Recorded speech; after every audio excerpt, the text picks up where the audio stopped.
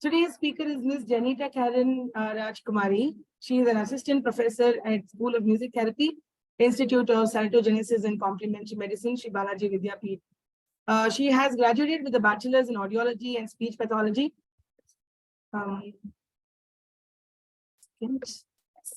She has also completed her master's in medical music therapy. She is the first one who's finished the regular course in Shri Balaji Vidyapeeth, and currently she works here. She is also a member of the Publications Commission of the World Federation of Music Therapy. Her major area of specialty is with children with special needs, and she has an authored book chapter which focuses on music therapy for children with special needs in the Indian scenario. She has had clinical experience with music therapy within a hospital for 3 years with an exposure to various clinical departments such as obstetrics and gynecology, pediatrics, critical care management, neurosurgical patients, dermatology, to name a few. She is currently a PhD research scholar at Shri Balaji Vidyapeeth. She works on, her work is on an interdisciplinary research study with children with autism spectrum disorder. Now I hand over the space to Jenita. So I'm going to stop sharing. Thank you, ma'am, for your introduction. I will just start sharing my screen.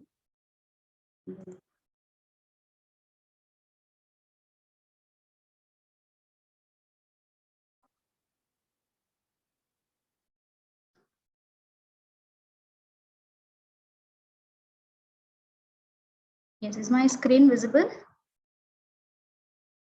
Are my slides moving? Am I audible? Yes, yes. Thank you, ma'am. Warm greetings to everyone who are present here online today and also to those who are watching the recording. Please forgive me if I'm a little awkward in online presentations. I'm very much used to in-person classes a lot. So this is my first FDP online presentation. And today I would like to share some evidence-based information regarding the benefits of music education. Before we get into the topic of discussion for the day, I would like to first differentiate between 3 different concepts which all employ music but are aimed at 3 different things. They are music therapy, education through music, and music education. Music therapy, as all of you would be aware of at this point of time at the FDP, is the use of music as an intervention aimed at enhancing the health and well-being of individuals. So music therapy does not aim at teaching music to the clients. We aim at improving their health and well-being in various aspects. And when it comes to education through music, on the other hand, is where music is being used as a tool to teach children in various educational settings. Here, the primary aim is not to teach music, but to teach the other academic concepts by using music. And this is usually done by school teachers and not by music therapists or music teachers. And music education neither aims at enhancing the health and well-being of an individual, nor at teaching the academic concepts, but to teach music itself. A person through the process of music education will be trained in various aspects of musical skills, such as playing an instrument, singing, learning to write and understand the notations, and so on. And this term, music education, usually refers to when a person or a child is taking up music classes outside of an academic setup and not in the regular school. But nowadays, a lot of schools also understand the importance of children learning music and provide the provision for them to learn music within the school campus, although most often it is not considered to be as part of the academics, but as an extracurricular activity which is provided for the children. Hence, it is justifiable to say that music education primarily aims at teaching musical skills to children and individuals, but there are also various secondary benefits that are acquired as part of the learning experience and the learning process. So these benefits are usually referred to as the association between musical training and the non-musical abilities, which we will be discussing more about. And this concept of music experiences and non-musical abilities is across all these 3 different phenomena, because music therapy, there are musical experiences, which result in non-musical objectives. And in education through music, there is musical activities which are given to students, and they get to learn the academic concepts. Okay. So when these so-called associations were starting to emerge between the music training and the non-musical abilities, researchers from all around the world posited two questions or two central issues in this area. Are musically trained individuals different from those who are not trained in music, and in terms of tasks which don't involve music? And in case there are such associations, is that a consequence of musical training or not? So these issues were probably the start of various research studies which were carried out among musically trained individuals. So most often these associations between the musical training and the non-musical abilities are categorized into music and cognitive abilities of specific domains, music training and domain general abilities, and the association between musical training and social emotional abilities as well as personality. I would like to take you through all these into brief expansions. Speech perception. So what is speech perception? Speech perception is actually a cognitive ability, and it is the process by which a person who is listening is able to discriminate speech sounds from the other extra noise. Then they are able to identify the speech sounds as utterances, words, or sentences, and then being able to interpret these words and know the meaning out of it. So they listen, they identify the words, they process the information, and they understand. This overall process is called as speech perception. And when it comes to research evidences, it says that professional musicians, when compared to those who are not trained in music, are better at identifying consonant vowel combination syllables. For example, ka, da. These are consonant and vowel syllable combinations. So these combinations were presented to musically trained and untrained professionals in a very noisy situation. And it was proved that the musically trained ones were better at identifying these syllable combinations. And this was actually an fMRI study in which enhanced responses were also showed in certain specific areas of the brain. The second evidence that I would like to talk about is the research outcome, which said that French musicians who were not proficient in the Mandarin Chinese language were presented with 2 4-word sentences in the Mandarin Chinese language. And the French musicians were better able to identify if both the sentences were same or different when compared to just the French people who were not trained in music. So apart from these and many other evidences that has emerged from the studies conducted, there were also other studies which were conducted among children. So the 2 studies which I told were among adults, but when it comes to children also, there were a lot of positive outcomes.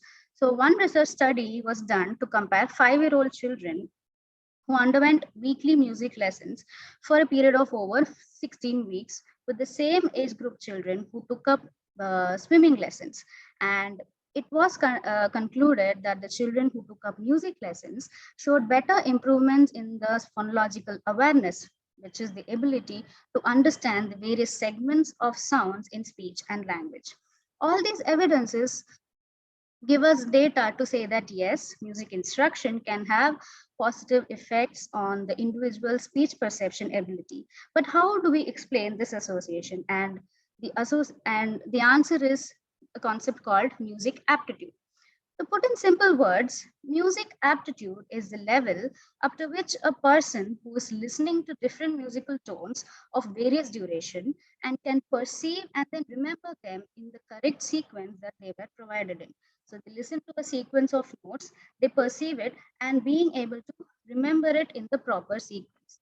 So the overall association can be explained by saying that the children who have high music aptitude and are naturally prone to take up music lessons, and when they do take up the music lessons, their ability to perceive and remember the musical sounds will increase as part of the various learning experiences they go through during the music training. And this advantage then expands to the ability to perceive and remember speech sounds, because music and speech sounds has a lot of commonalities. So this can be a rough framework to understand this kind of associations. And apart from the fact that musically trained individuals are better at speech perception, which we just discussed about, they also perform better when it comes to other general language abilities.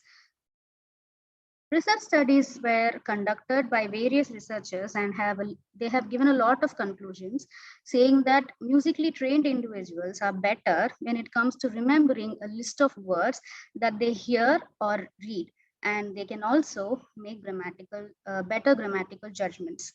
And one experiment was done with musically trained and untrained individuals, where it was proved that musically trained individuals are able to pronounce the words which are irregularly spelled.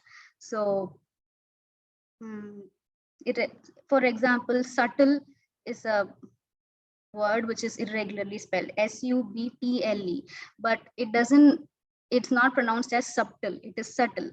So these kind of words which are irregularly spelled were given to these groups of people, and musically trained individuals were better in pronouncing this. And one interesting research finding is that musical training in childhood can also predict a larger vocabulary when it comes to the same child in their adult life. And all these are small examples of how music training can affect the language abilities. But many of these associations can also be due to some other factors, such as individual differences in music aptitude, as well as their cognitive abilities in general. So I would like to say that even though the musically trained individuals have performed better during research processes in certain skills, it cannot be really generalized that only the individuals who are musically trained can be better. There are other individual differences which also need to be considered. The next association that I would like to talk about is between music training and mathematical abilities, which is actually one of the common examples that I personally use during my classes when I am talking about the secondary benefits of learning. Although I must confess, I really can't be the best person to talk about this because I am not very good at math. And this can be a live example to you that there are individual differences in all these associations. The research question regarding this association between music training and mathematical abilities is actually quite interesting, because when it comes to music, various properties of music are based on mathematical relations. A good example is the duration of various notes in a piece of music. If you take a look at the picture which is shown, there are various symbols in the left side. There are various symbols which are used in the musical notation, in the Western musical notation. And there are boxes near each of the group of symbols. So based on the symbols given, a person who can read and write music notation can actually come out with a number which will be the durational value of that set of symbols. And this is with regards to Western music, and I'm sure that in the Indian music context as well, there is a lot of mathematics involved. So researchers have concluded that the presence of these mathematical relations in the various properties of music raises the possibility of improvements in the mathematical abilities as a result of learning music. But even though there are research evidences that show small associations between musical training and the mathematical abilities, there is actually not much of strong reports to say how these associations are actually made. And interestingly, there is also no obvious reasons as why this particular association between music training and mathematics alone is weaker when compared to the other areas like language abilities, which we just discussed upon. Now, I would like to touch upon the associations between musical training and IQ as well as academic achievement. So when it comes to the association between IQ and musical training, it is called as a dose response association, which means that as the duration of the training increases, so does the IQ. And when it comes to the association with the academics and the musical training, The advantages have been observed across various subjects in school, except for sports. And some researchers have even concluded that in some cases, musically trained children have performed better than what was actually expected out of them by the teachers.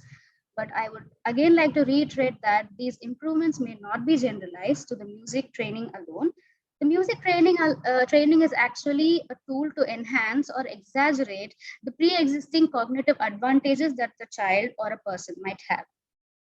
Moving on, the association between music training and general cognitive abilities. So to explain that effectively, the best way is memory, I would say.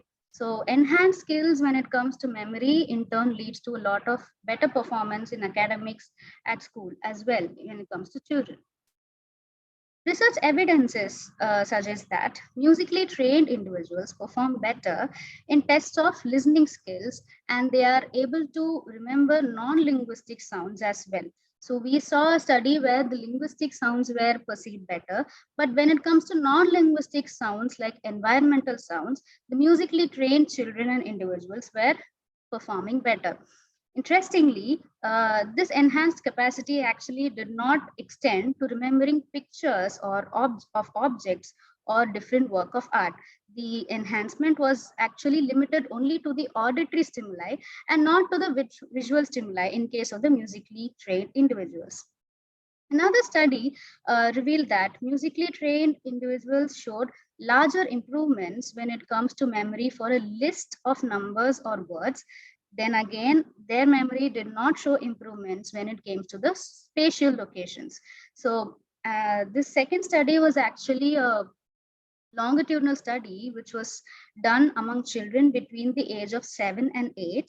And the study was concluded saying that those cognitive functions which were strongly related to the auditory information processing were specifically improved when compared to the visual ones. And many other similar studies have supported the outcome that musically trained individuals perform better when it comes to the auditory memory and not in the visual memory aspect. But I would not say that there are no studies which said that musically trained individuals don't improve in visual memory at all. There are a few studies which say that musically trained individuals show enhanced performance when it comes to visual memory, but it may not be up to the level of the auditory memory improvements. We have come to the next part of my presentation where I would be some pop-up. Okay. We have come to the next part of my presentation where I would be talking about the association between music training and the non-cognitive abilities, which include social, emotional abilities, and personality.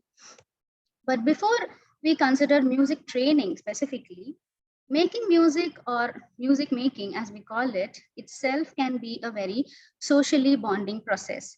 So social cohesion is said to be an adaptive consequence of performing music, and music making in groups as a community is said to largely promote the social bonding within the community. And this actually is one important criteria in music therapy, because we use music therapy to bring people together in the community settings and in the hospital setting as well. But what does research say when it comes to the association between music training and emotional skills? Unfortunately, research evidences have not made much associations when it comes to the adaptive skills such as cooperating with adults. A study which has randomly assigned 9-year-old children into two groups of taking up piano lessons and no piano lessons did not differ when it came to the level of self-esteem at any point. And even though there were changes in the self-esteem levels, it was actually very similar in between both the groups. The possible reason behind this, as given by researchers who conducted similar studies, was that most of the children who were involved in these studies underwent only one-to-one instruction and not as a group. Making music in groups has consistently proved to increase the social and emotional skills. But when it comes to children learning music alone, did not show larger improvements in this aspect. So I would say it is important for us to encourage children, even though they learn music alone in one-to-one instruction, they practice at least with their friends who the other children who learn music.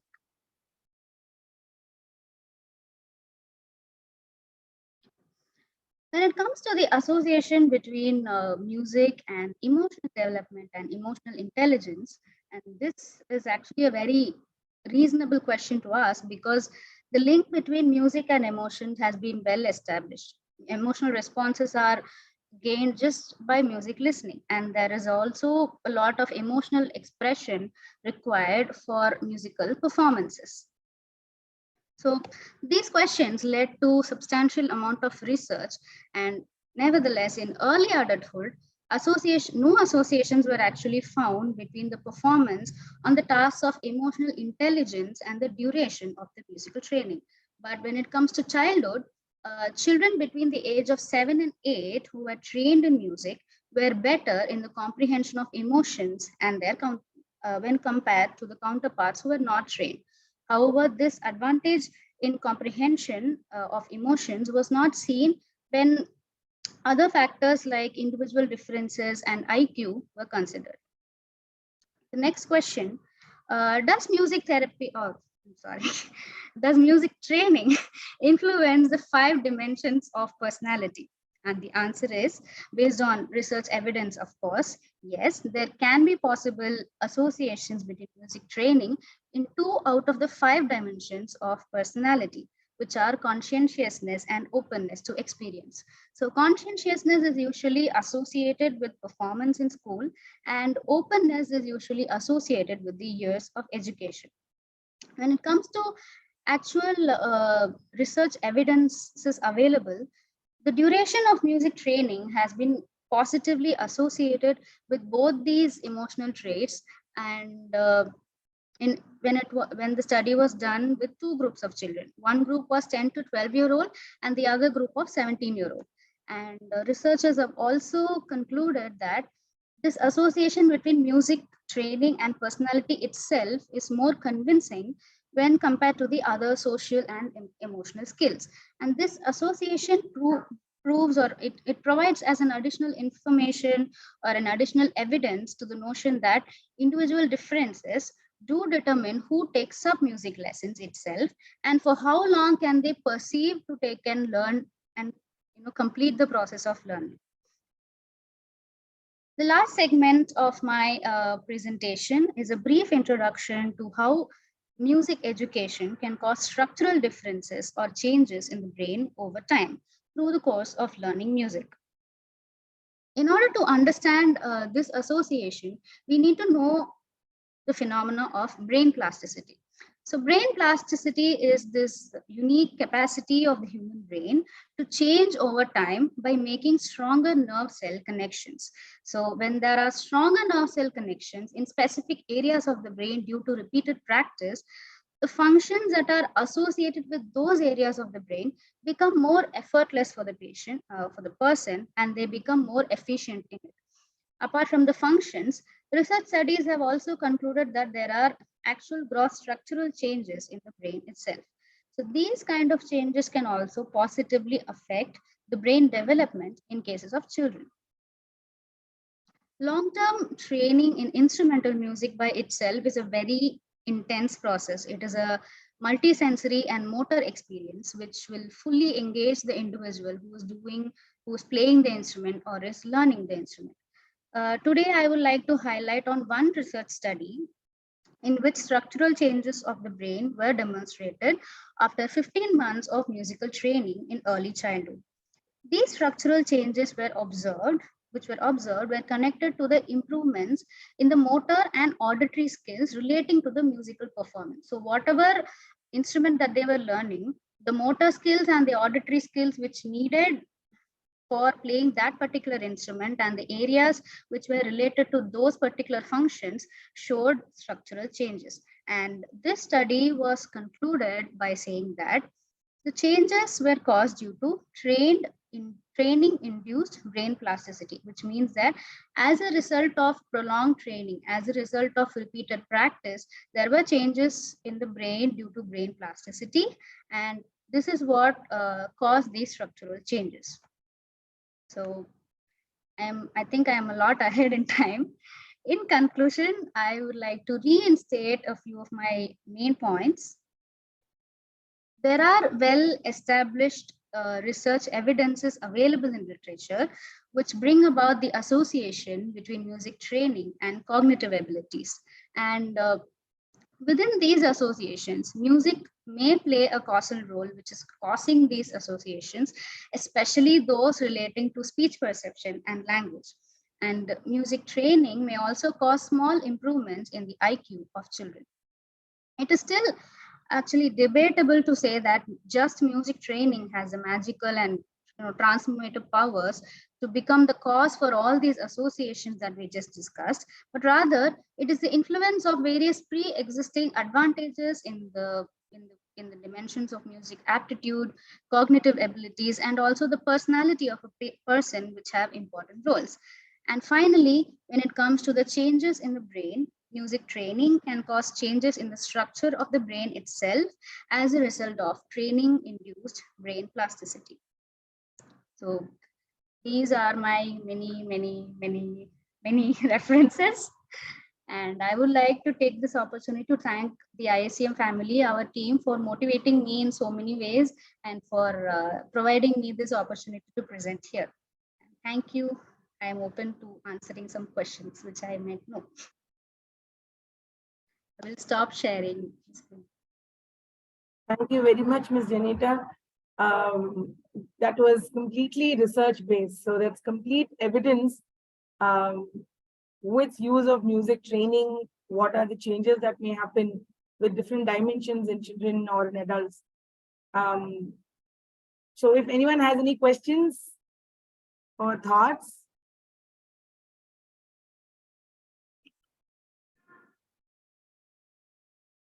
No thoughts, meaning everything was easy or nothing went inside. Ma'am, we can't hear you. Devasena, ma'am, we're not able to hear you. Ma'am, you have to, I think, allow participants to unmute.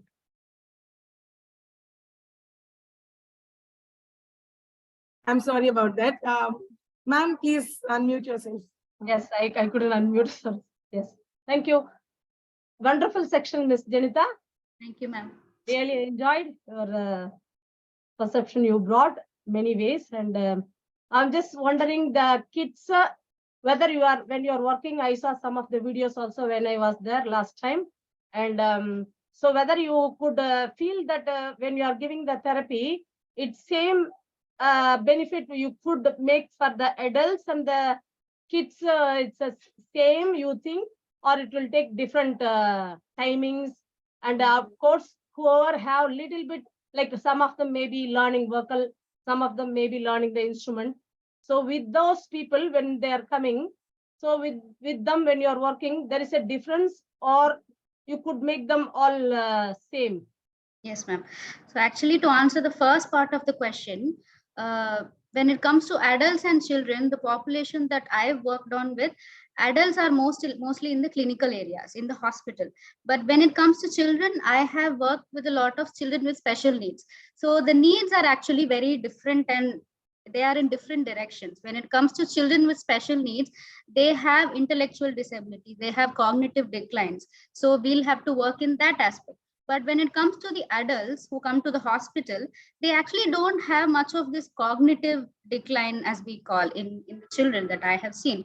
So there it is more of symptomatic management, where we do pain perception, it is procedural support during or before the surgeries that they go to. So that difference is there. So maybe when I start working with children who don't have cognitive declines, I'll be able to make a more clear distinction between the two. And people who know music, personally, like for me at least, I am a person who's trained in music, and for me, I cannot relax using music. So maybe because we know the subject, we tend to analyze, we think about it, we constantly think, okay, is the person playing it correctly or not? Is the music correct? Is the pitch okay? We tend to constantly analyze. So it might be difficult for some people. I'm still not generalizing it for all musicians. For some people, it might be difficult. And for me, these active music therapy techniques in which I can interact more using my music can be better than listening to it and trying to relax. So that also, ma'am, I would say is based on the person. So it's very subjective. We cannot really generalize and say this is the difference. So if an adult comes, you can just go ahead and do this. I don't think it can be generalized. So we have to really analyze the person with whom we are working with, get to know them, and then design the therapeutic activities or experiences for them. Thank you. Does that answer, ma'am? Thank you. Yes, ma'am. Thank you. There is one query in the chat. Can you hear me? Yes. Okay. Yes, please. There is a question here for Jenita. Thank you, ma'am. This is Dr. Jagdev says, your PPT and information you've shared is wonderful, but I have an inquiry that how is instrumental music be fruitful to improve mental health of dementia patients? So if you can. Yes. So in dementia patients, sir, there are a lot of memory issues, which I can think of first. And when it comes to music, there are always a lot of personal experiences that a person might have. We can work with a lot of other different areas in dementia itself, but I'm talking about memory now. So when you try to sit and talk with your client, when we music therapists sit and talk with our client, we talk to them and their caretakers as well. And we actually obtain a detailed musical profile. So during that musical profile assessment, we try to analyze if they have any specific songs that they can emotionally relate to. If they have specific songs with which they have personal memories with. So during the therapy session, we try to implement those particular songs and try to recreate their memory. It might trigger their memory, and they might it helps them improve in the memory aspect. And in dementia, it is not only with memory, they do have a lot of mental health issues as well. They get easily frustrated because they can't remember things, they can't do things properly the way they used to. So music therapy for mental health is a whole different big field which can be explored, and we are still exploring. So a lot of projective techniques are available which will help the client to express their feelings. So whatever the feelings or frustrations they have inside which are suppressed and they are not being able to say it aloud can come out during our music therapy sessions, and they'll be able to feel light, at least after they are telling, oh, this is my frustration, I want to put it somewhere. Just that feeling also will help them improve their mental health. So for each patient, it can be different. We have to first analyze, get to know what their problems are, and then implement the music therapy techniques. I hope I answered your question.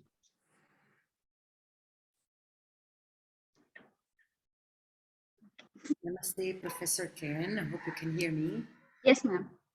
Thank you so much for this wonderful presentation. And as always, your slides are always so much fun.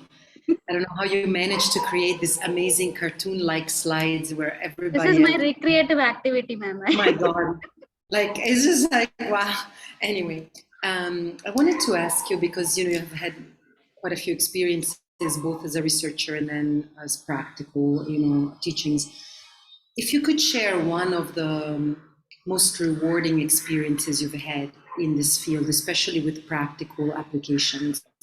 I know all of them are meaningful. I'm not implying one is more than another, but I think it would be useful and inspiring for us, and especially the students, to hear, maybe one experience you could share with us. That would be really, really lovely. Sure. Thank you.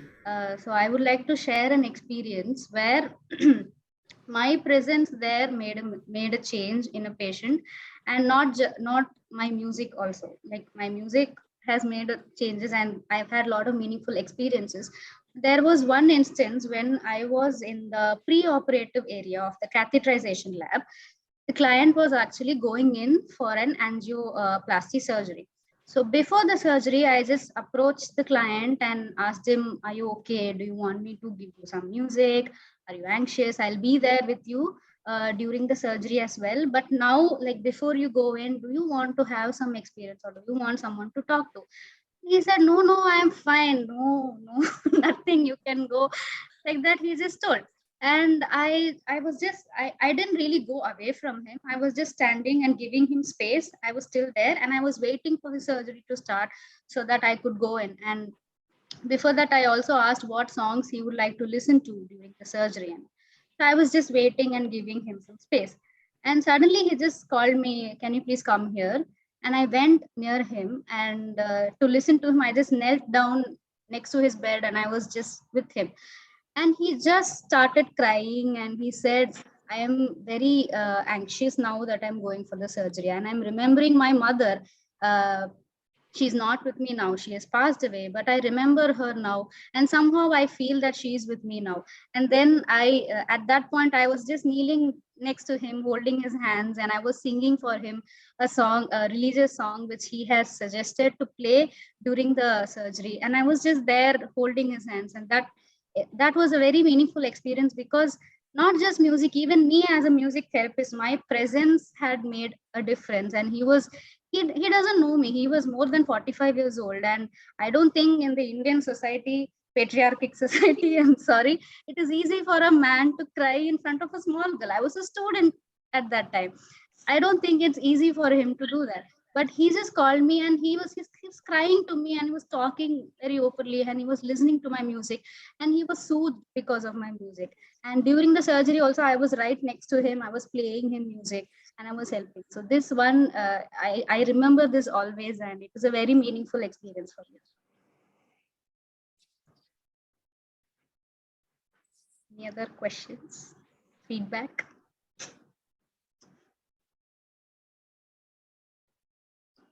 Thank you so much. Sharing your experience is really brought the tears in my eyes. Thank you. Thank you. Do we have any more talks or questions? Shailesh here. Good afternoon. Hello. That was wonderful listening to her. Very meaningful and very honest presentation, actually. Very, very honest presentation. And especially in my experience, I'm still inside the OT. So what I have seen, that musically trained kids, those who love music and those who are being trained musically, it's easy to handle them. It's easy to manage them in the operation theater, like bringing them to operation theater and their post operation theater experience. So like they'll be more positive. It's easy to make them understand things. And even the monitor sound, no, if I tell them, no, look, there is a music or something, it's even very small kids also. Jaldi se pata lete hain unko, but like it's easy for us to. So certainly whatever she was telling was very honest, and in daily affairs we see all this actually, and her personal experience. So we all have such beautiful experiences with music, actually very wonderful experience. So congratulations to her and the team. Thanks. Thank you.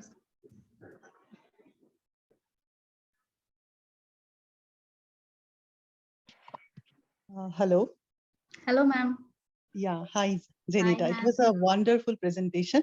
So ma'am. I just have one question, Yes, ma'am. that in an educational context, Hmm. you as a music therapist, if you are asked that which one you'd like to really implement in education, it is, I mean, purely music education or the education through music.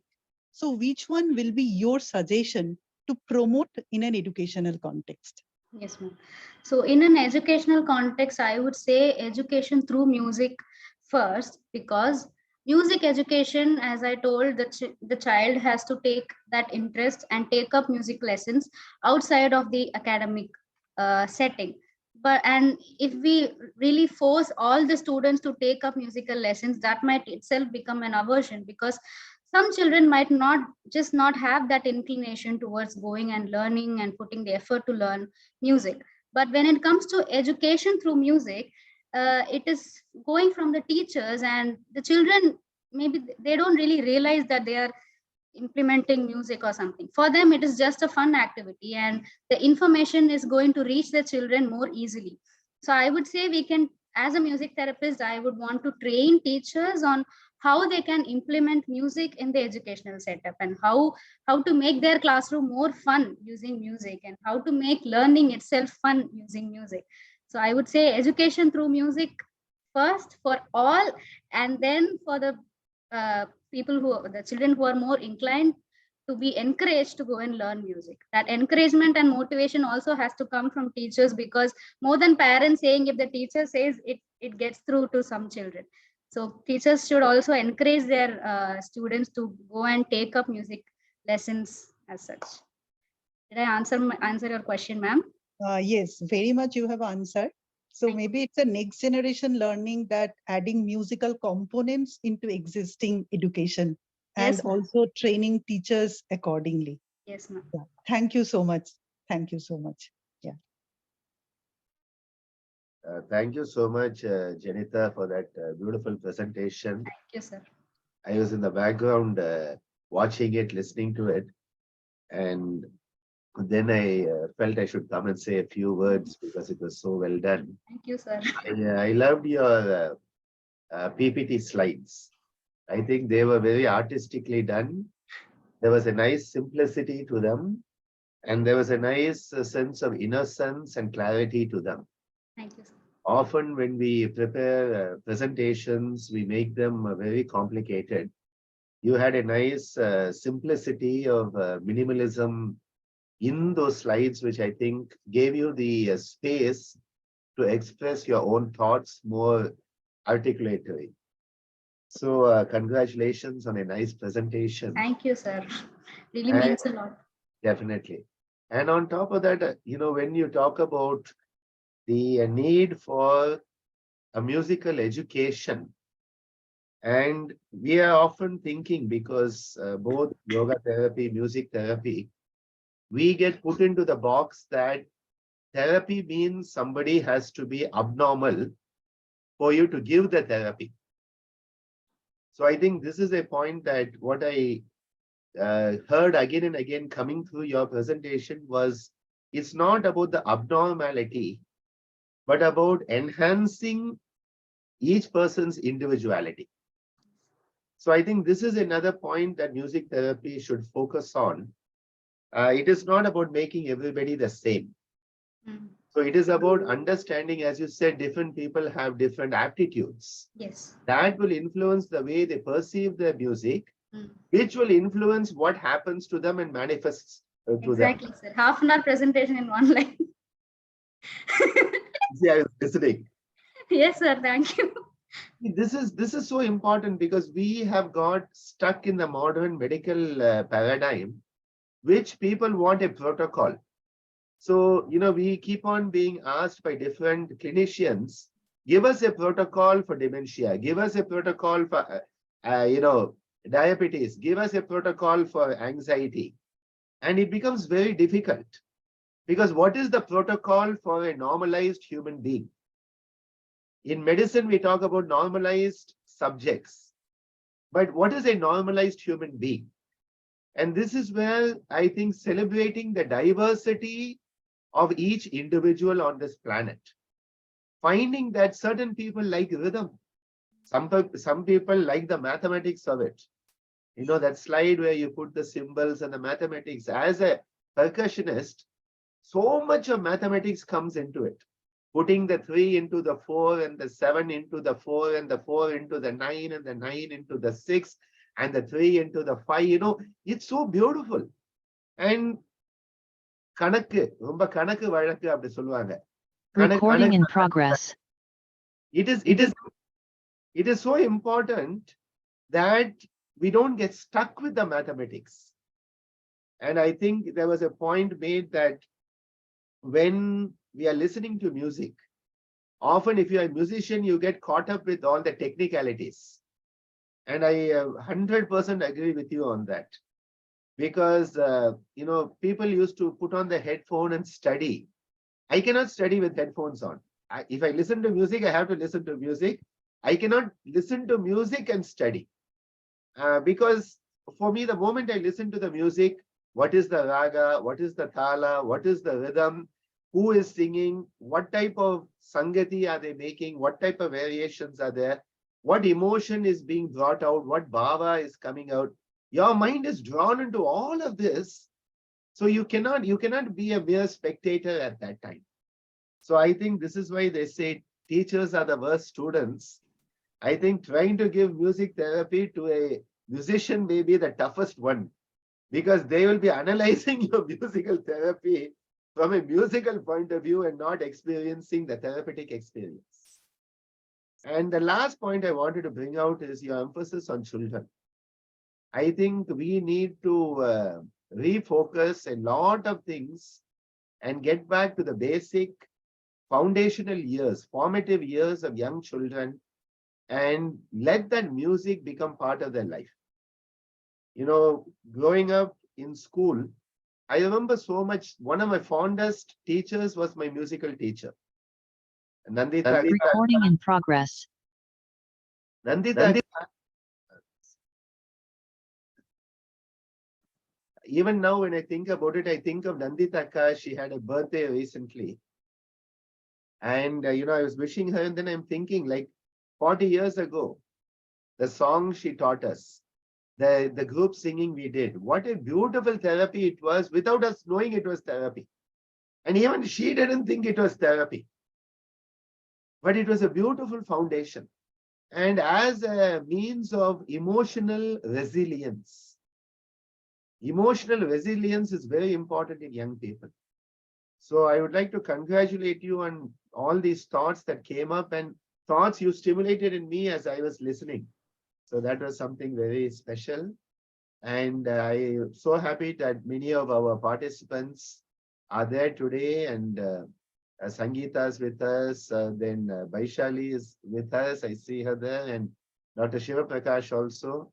I think this is so important that we take not just the quantitative aspect of music as a therapy, the qualitative aspect also. We should understand it as a whole person approach. Not just, I will give you a tune to enhance your frontal lobe. I'll give you a tune for your occipital lobe. I'll give you a tune for your limbic system. We have limited ourselves. This is a reductionist approach. And sometimes it is good for the sake of creating data and evidence. It is good. But let us not forget, we must approach it as a whole person. It is a whole person in front of us. And I think that came especially with your story about the man and his capacity to let down his barriers. I think it's very difficult in our country because we are so prejudiced that a man should not cry. And I believe that men should cry because that is one of the ways that we can communicate much of our deep feelings. So thank you for bringing those ideas out. I'm really so happy with the way Bhuwana, you and Jenita have taken this FDP forward with the support of Dr. Sangeeta and the others who are, making sure they're here every session. And of course, Shobana ma'am, who's with us from the USA. Thank you for this opportunity and well done. Thank you, sir. Thank you for being here. Thank you very much, sir. Always feel a positive vibration when you're here. Suddenly we all go bright. I feel heard because of sir's points. It's very important to feel heard. And thank you, sir, for that. I hope it's okay if I could put you in a spot for a minute, Jenita. Just one question. Though I did have these discussions with you when you were making the PPT, I still have this doubt about what you spoke about in research were all instrumentalists. And we also did discuss this point that when you're an instrumentalist, probably you need that individual attention and may not improve the social aspects. But what about singing? That aspect hasn't been touched on. So would you think that in that aspect, singing together, because in the Indian tradition or in any other tradition, choir singing, we actually sing. Singing is something that we can, even with therapy, I feel more than the instrument, the voice brings you closer the therapeutic communication with patients or clients. So singing is something that you can actually hold your hand or you can sing together. Do you think that, having done a lot of research that's mostly not from the Indian perspective, but the Western perspective, where the instruments are used more, the last decade or so, it's become higher in India as well. So do you think that that could actually make the changes where you would specifically said that there is no specific improvements in certain aspects which can happen? So what is your idea of that? I think I got your question. So personally, I feel when I was reading all these articles and I read a chapter, I read a book, there were a lot of studies which involved instrumental music and children being put into instrumental education and then being analyzed. And I feel it is because when it comes to singing, there are lot of motor movements involved. Like in instruments, it is more multisensory than singing, is what I feel. So maybe the researchers thought that to get that multisensory aspect, they analyze a lot of instrumentalists and not singing. But we can take this as a point, and in the Indian scenarios, and singing in the Indian scenario is given a lot of importance. More than percussionists or instrumentalists, there are a lot of children being put in singing lessons. So in the Indian context, I think we should join hands and do a research with children who have learned singing, and then put an example for the international studies. No, you can do studies singing also, but I'm not sure. There might be studies which I didn't come across too, but maybe I will do I will do more research on this, and I will surely get back to you in the faculty. Thank you very much, Ms. Jenita. Just one perspective into it. So maybe I'm right or wrong. That also I am not known to me as well. So singing, actually, I mean, it comes from the pre-verbal communication that a mother and infant share. So this is the pre-verbal communication which actually starts even before we actually, I mean, have our language, the ability to speak through language. So that could be one reason that why, I mean, when the singing is done therapeutically and we just try to break it components and going down, I mean, down to the pre-verbal form of interaction, it has a lots of effects. So, I mean, it is just one perspective that I have. I mean, it can be, I mean, I mean, integrated into this discussion. Yes, ma'am. And these pre-verbal, I mean, the interactions between the mother and the child, they really help in the whole communication development of the child itself. Yes. So it does have really a big role. Yes. That is the foundation for later language development. And not only language development, even for the emotional growth, because the modulation of a mother's voice, how a mother modulates her voice to, I mean, fulfill the need of an infant, actually has a lot of impact on the overall development of an infant. So singing also, we can, if we think, because in case of singing also, it is not always the linguistic, it's not always language based. Sometimes we hum, sometimes we just, I mean, maybe we vocalizes, right? So that's how, I mean, of course, the question that Bhuvana asked, the difference between the instrumental and the I mean, vocal singing. So of course, that vocal singing, it add extra emphasis into the process. Also, you know, when we use the vocalization, it is a release. Vocalization is an important release. Yes, sir. Whenever we have pain, you know, if you don't say ah, the pain is going to be worse. People think we say ah because we have pain, but part of the saying ah is to release the pain. And this is why so many traditions have come up. Maybe Sangeeta, you could share about some of the traditions where they, you know, express through the voice also, because that has been, I think, a video started.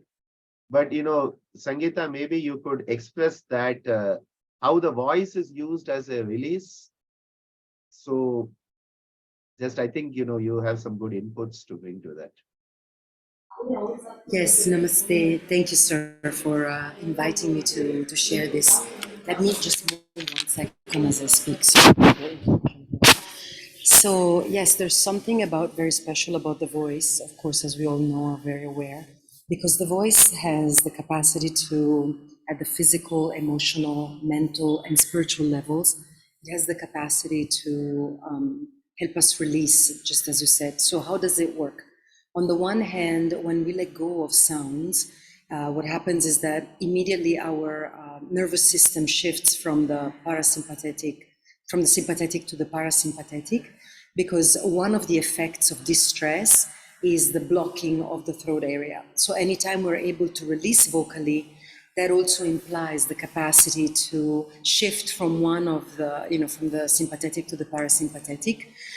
The other one is that there's something that the vibration of the voice does through bone conduction that creates what is now very popularly called a sound bath. Now everybody, wherever you go, you'll find a sound bath, a gong bath and all. But that's basically what our voice is able to do with our bones.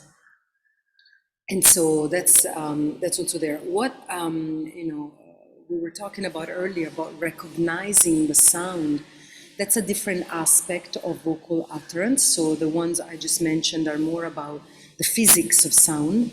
But when it comes to the memory, right, the whole correlation that there is between music and emotions, of course, the limbic system and how that impacts the release of hormones like serotonin and feel-good hormones, in other words, is related to smriti or to memory.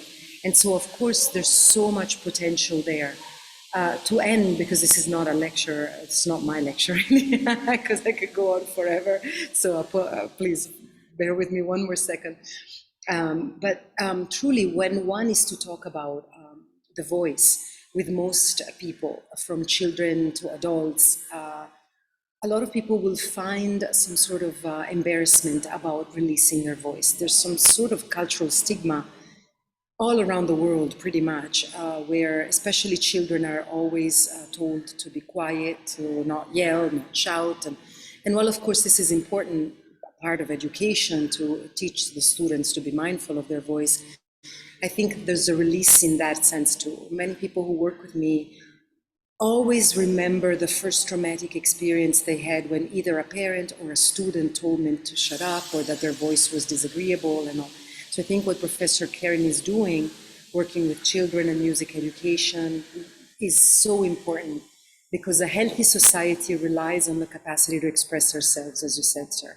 And so if we can all support children, the children's capacity to listen so that they don't yell all the time, but at the same time to also express themselves, I think that our societies will be so much better. So yes, sir, thank you for the opportunity to share. Thank you, everybody.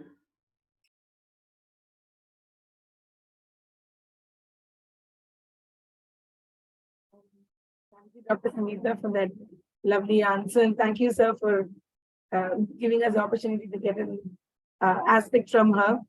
All right, so it's 1 hour over. So if anyone else has a question or a thought.